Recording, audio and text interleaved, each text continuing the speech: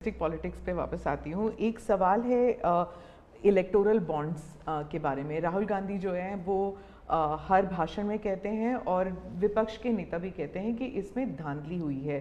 आपकी पार्टी के लोग भी कहते हैं कि अगर गलती है, अगर इसमें कोई गुंजाइश है इसके सुधार में तो वो कर सकते हैं।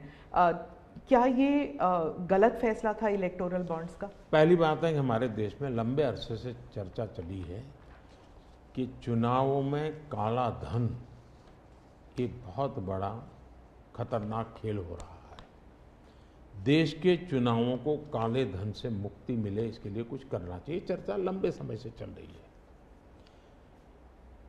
चुनाव में खर्च तो होता ही होता है, कोई इनकार नहीं कर सकता है। मेरी पार्टी भी करती है, सब पार्टियां करती है, कैंडिडेट भी करते हैं और पैसे लोगों से लेने पड़ते हैं, सब पार्टियां लेती हैं। मैं चाहता था कि हम कुछ कोशिश करें कि इस काले धन से हमारे चुनाव को कैसे मुक्ति मिले, ट्रांसपेरेंसी कैसे आए। एक प्रामाणिक पवित्र विचार मेरे मन में था। रास्ते खोज रहे थे, एक छोटा सा रास्ता मिला, वही पूर्ण है वैसा हमने उस समय भी क्लेम नहीं किया था। पार्लियामेंट में डिबेट में सबने उसको सराहा भी था।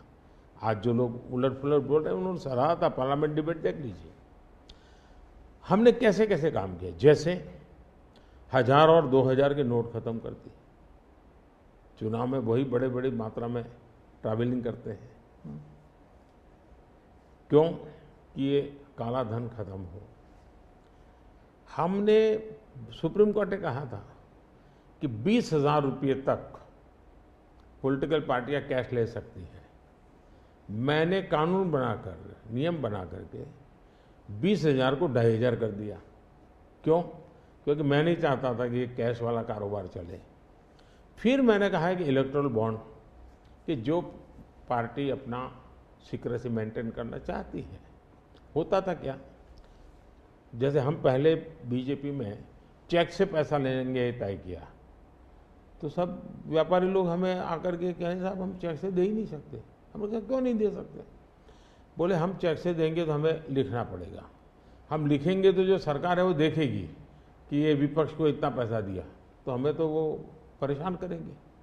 तो बोले हम तो पैसे देने के लिए तैयार है लेकिन चेक से नहीं देंगे।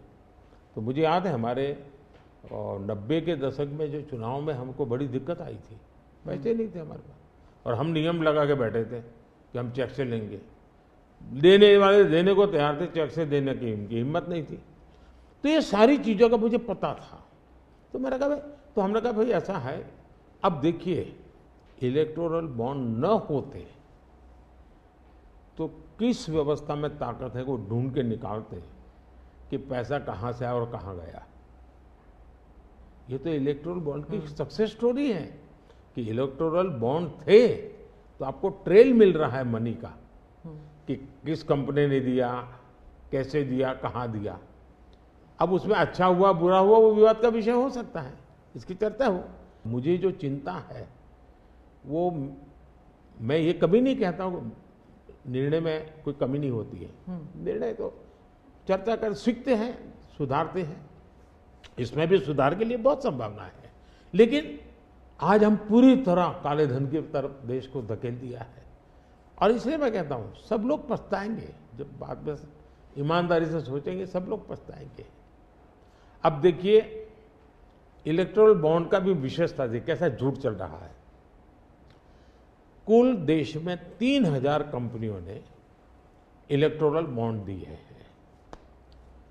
उसमें 3,000 में 26 कंपनियां ऐसी हैं जिन पर कार्रवाई हुई है।